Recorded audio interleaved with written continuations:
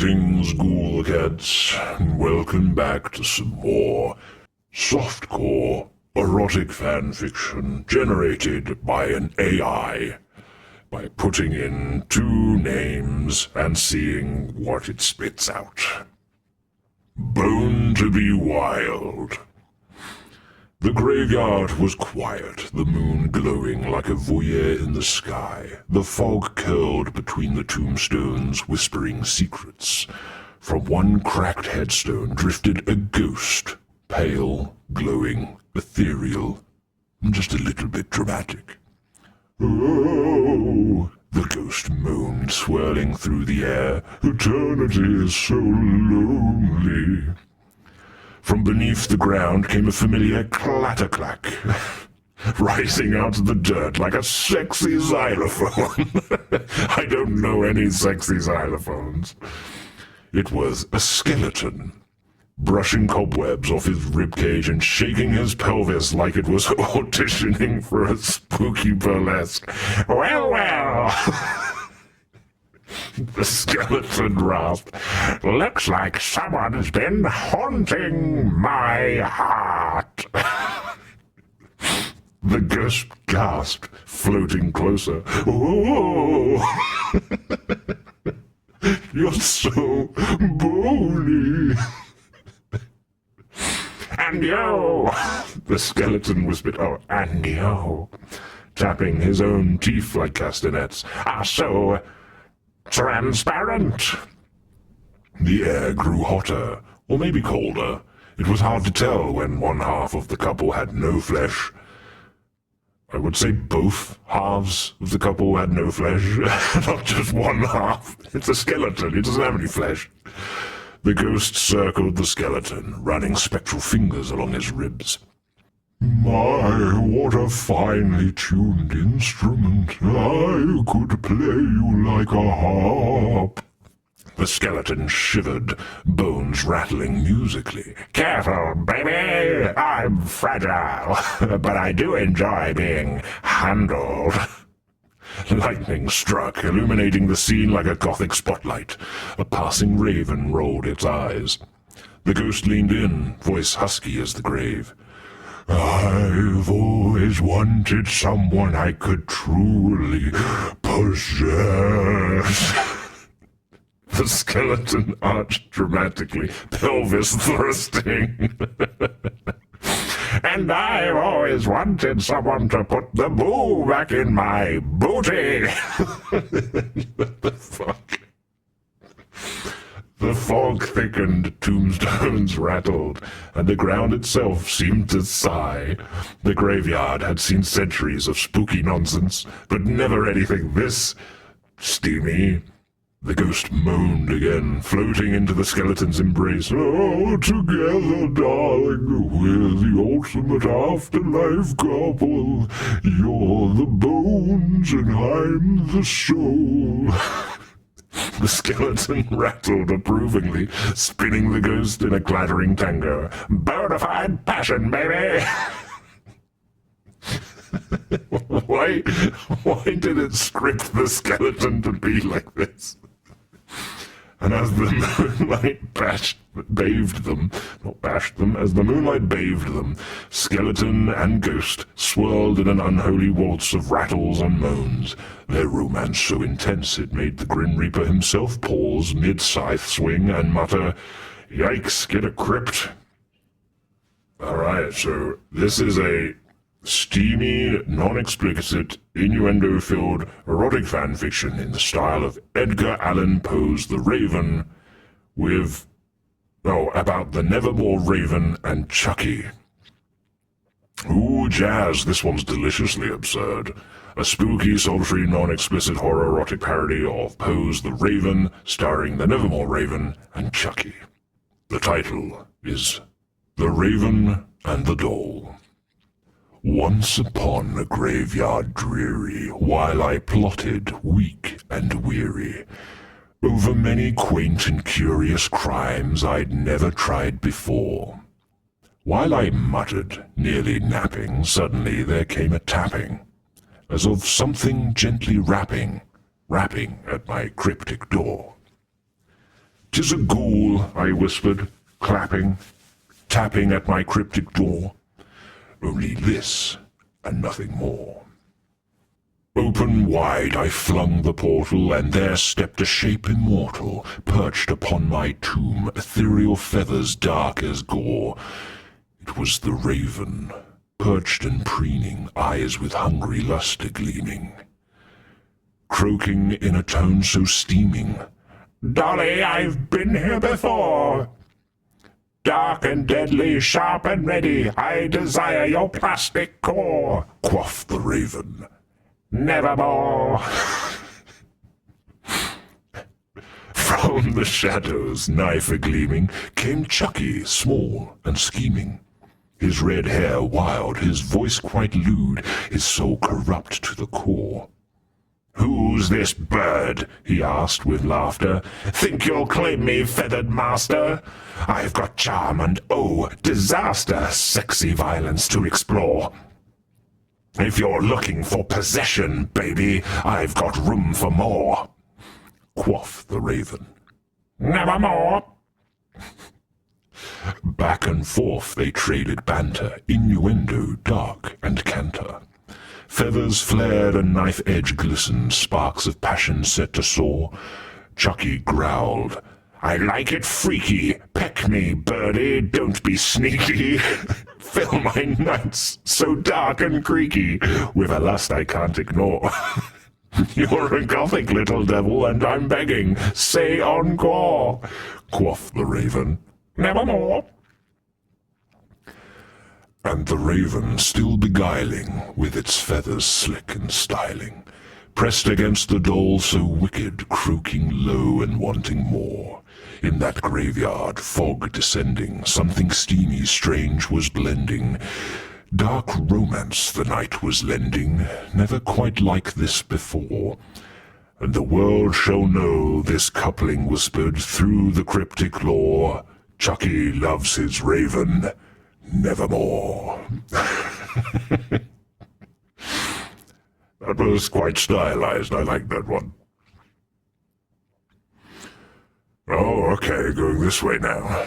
Moonlight and lightning.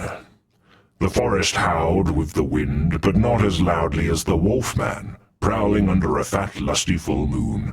His fur glistened with sweat and moonbeams, his claws flexing like eager fingers at a haunted dance. Oh, I don't know Wolfman's voice. I've never watched the film. "Oh, the night is mine," he growled, flexing into the darkness. "But something's missing, someone who can't handle all this." He gestured to his shaggy chest with a dramatic swipe. At that exact moment, a bolt of lightning cracked upon the sky, illuminating the silhouette of the Bride of Frankenstein. Hair like an electric lightning rod, gown flowing like spectral silk, she strode from the shadows, hips swaying with thunder's approval. I don't know how she speaks either. "Looking for a spark, Fido?" I guess that's her voice now. She purred, eyes glowing with mad scientist voltage. The wolfman froze, tail giving him away with a wag that rattled dry leaves. "Easy, doll, I bite." She smirked, tossing her streak of white hair like a whip. "Good, I like it rough." The wolfman's knees buckled, claws gripping the dirt. "Moon above, you're dangerous." "Darling," she purred, lightning flashing as she stepped closer. "I was made dangerous." She pressed a palm against his furry chest, and the contact sent sparks, literal sparks, crackling between them. The wolfman howled, chest heaving. "You've got enough voltage to fry me where I stand." Her lips curved into a wicked grin. "Oh, honey, I don't fry, I sizzle." The storm roared around them as they circled each other like predators on heat. Every crack of thunder was met with a hungry growl, every flash of lightning with a sultry gasp. "Careful," Wolfman whispered. "Oh, careful." Breath hot against her neck. "Once I start, I can't stop till the moon sets." "No," the bride replied. voice dripping with menace and promise. "Lucky for you, I'm fully charged all night long." The wind howled, the trees bent, and even Frankenstein's monster, watching awkwardly from a distance, muttered, "I'll just go back to bed." And under the full moon and stormy-lit sky, Wolfman and the bride collided in a tango of fur, sparks, and howls so steamy that villagers miles away dropped their pitchforks and said, "You know what, let's just let them do their thing." They're listening in on so many monsters just getting it on. Okay, next up. Dreams and screams and shy little screeches. The boiler room sizzled with heat, pipes hissing like serpents in a sauna. Freddy Krueger dragged his claws along the metal sparks, flying like dangerous confetti. "Ah," Freddy rasped. "Time to get naughty in Dreamland." But this dream wasn't like the others. The air shimmered, the pipes twisted into candy canes, and from the shadows floated a round, blushing figure.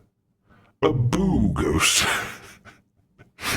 from Super Mario. Tiny fangs peeking from its pouty little mouth. Freddy froze, tilting his hat. "Well, well, well, what do we got here? A shy little spook with curves in all the wrong dimensions." The Boo covered its face with stubby arms, cheeks glowing pink. It let out a soft, nervous hiss, floating closer, then darting back, like a nervous lover in a moonlit tango. "Ooh, I like a tease." Oh, wait, no, that was Freddy. "Ooh, I like a tease." I thought that was the Boo, licking his burned lips, playing hard to get her. "You look at me, I despair. You look away, I creep up behind ya.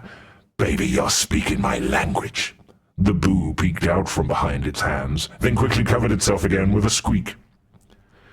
"Come on," Freddy rasped, wiggling his claw-gloved fingers. "Don't be shy. I'm all claws. You're all balls." What the...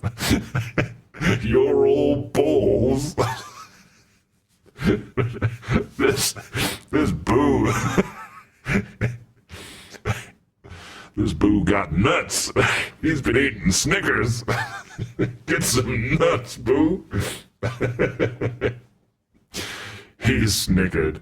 "We're a match made in heaven." The Boo inched closer, trembling. Its ghostly form brushed against Freddy's sweater, sending an icy shiver down his scarred spine. "Ooh, that's cold," Freddy groaned, arching his back. "But baby, I like it cold." The Boo squeaked again, spinning in circles before smacking itself into Freddy's chest, burying its blushing face in his tattered stripes. Freddy cackled, pulling the ghost close with his bladed hand. Very carefully, of course. I mean, why? The Boo is a ghost, is dead. It doesn't matter if it's careful or not.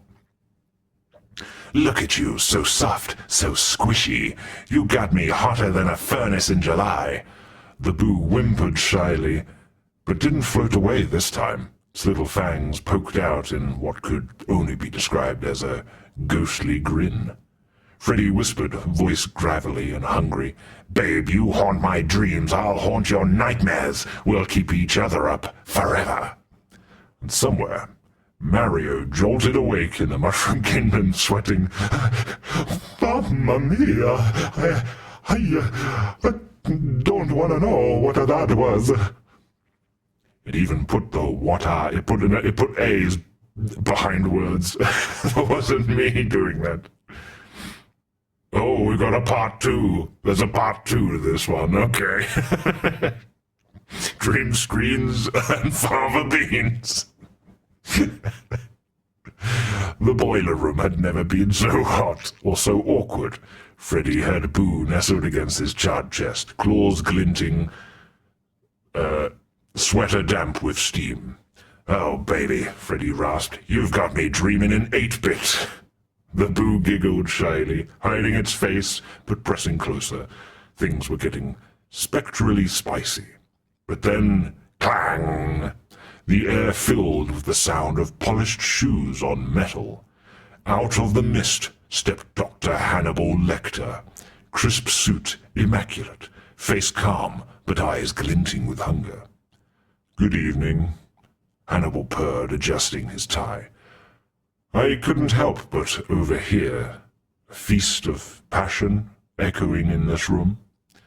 He inhaled deeply, savoring the steamy air.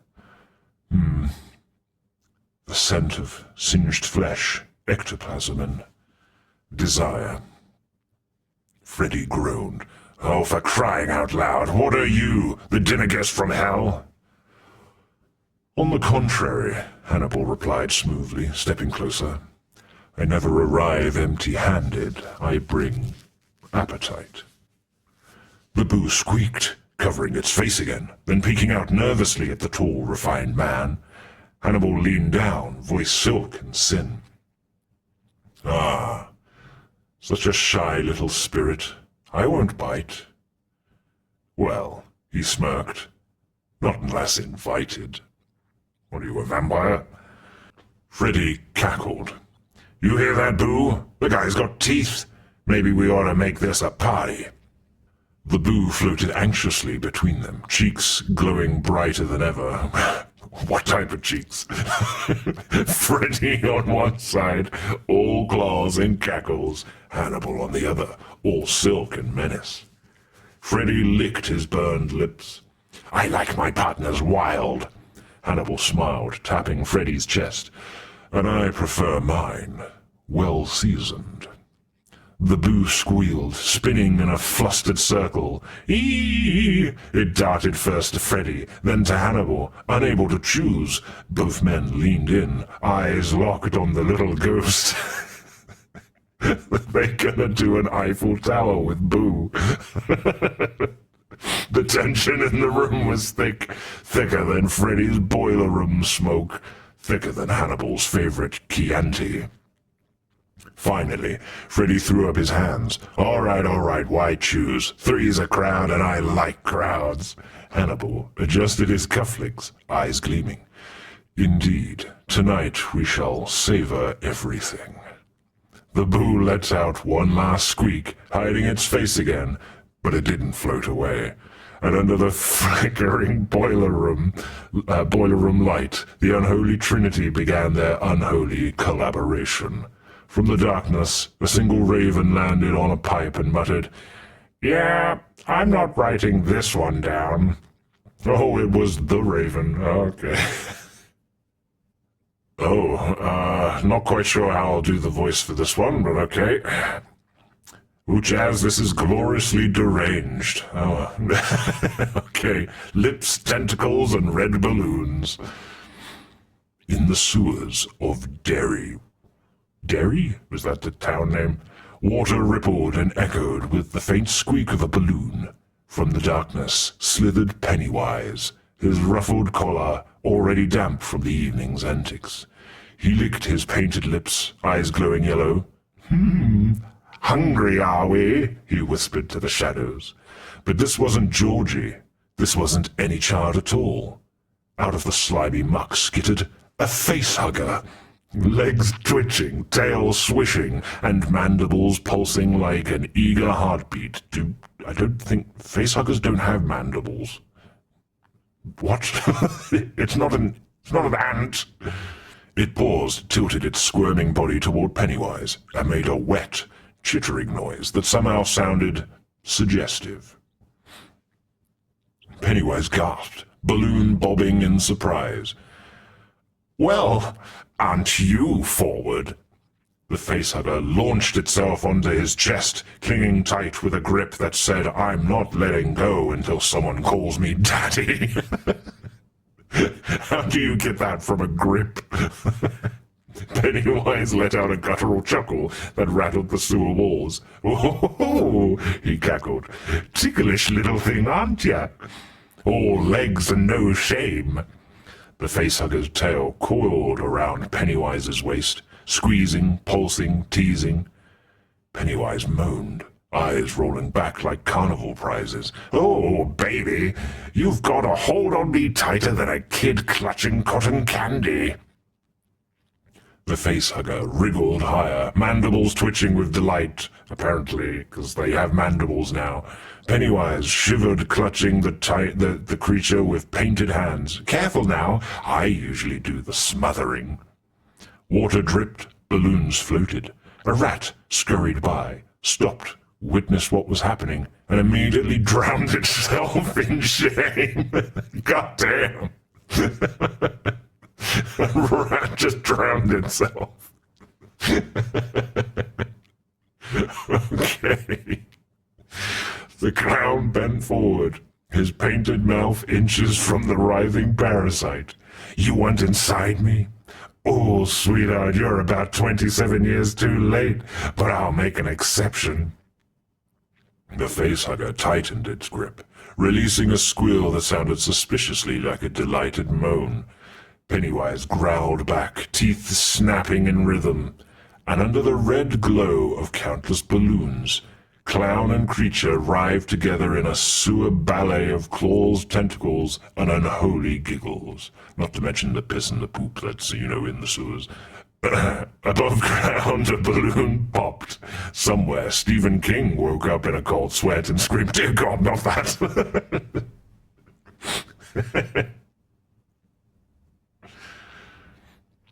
Oh, there's a part 2 to this one. Okay.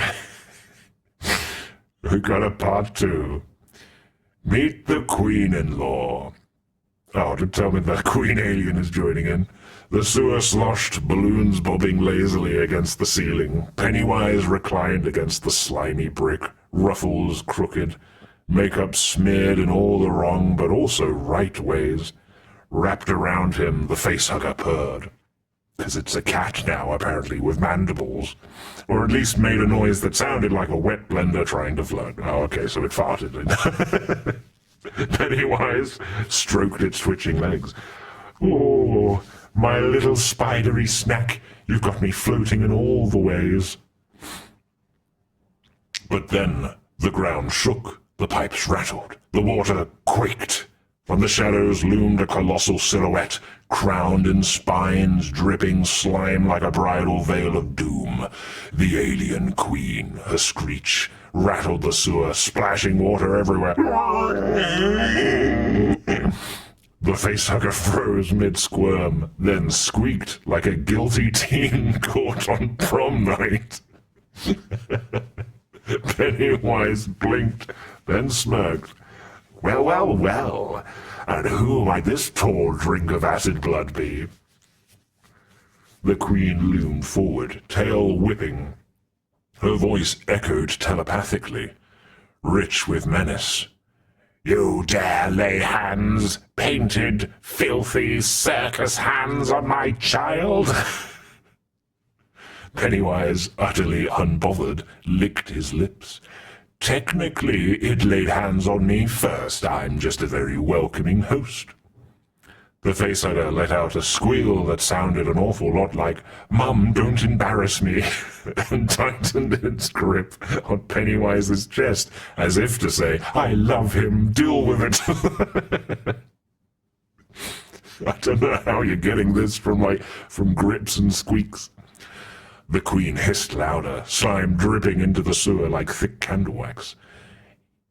"You clown, unworthy! You feed on her! You giggle at misery! You're revolting!" Pennywise's grin stretched impossibly wide, teeth shimmering. "Revolting? Baby, I invented revolting, and honey," he gestured at himself with jazz hands, claws extended, "I've got mother-in-law appeal." The facehugger squealed again, waving its legs frantically, clearly begging her not to ruin this. The queen's tail slammed into the sewer wall, cracking brick. "Convince me, clown! Why should I allow this obscene union?" Pennywise stood tall, smothering his ruffles, balloon bobbing proudly, or smoothing his ruffles, balloon bobbing proudly. He strutted towards her, hips swaying like a circus act gone sinful. "Because, your majesty, I can give your baby what no xenomorph ever could. A laugh." And with that, he let out a cackle so wild, so unholy, it shook balloons loose from the ceiling. The facehugger squealed in delight, bouncing on his chest like an enthusiastic pom-pom. The queen paused. Her mandibles twitched. What mandibles? They don't have mandibles. Was that amusement? A long slime-dripping sigh echoed through the sewer. "Fine," she hissed. "But if you break its tiny slimy heart, I'll burst out of your chest myself." Pennywise blew her a kiss with a balloon tied to it. "Not sure how that works. Deal. Well, deal. Family dinners are gonna be killer." Somewhere above ground, a nun crossed herself violently without knowing why. "Oh, there's still quite a few. I think we've got another episode. That's 3. Okay, then it stops there. Well, thank you everyone for coming by, and I hope you enjoyed these strange and raunchy tales that happen when you least expect it. Or I suppose when you expect it, because it's usually nighttime when these things happen anyway, so... Alright, fine. Enjoy your evening, and I will catch you cool cat... Oh, I gotta say cool cats. Of course, it's... Only on Halloween I can say cool cats. I'll catch you cool cats later. Bye-bye. Should let me say ghoul cat. It's my thing. I say ghoul cats. You say cool cats.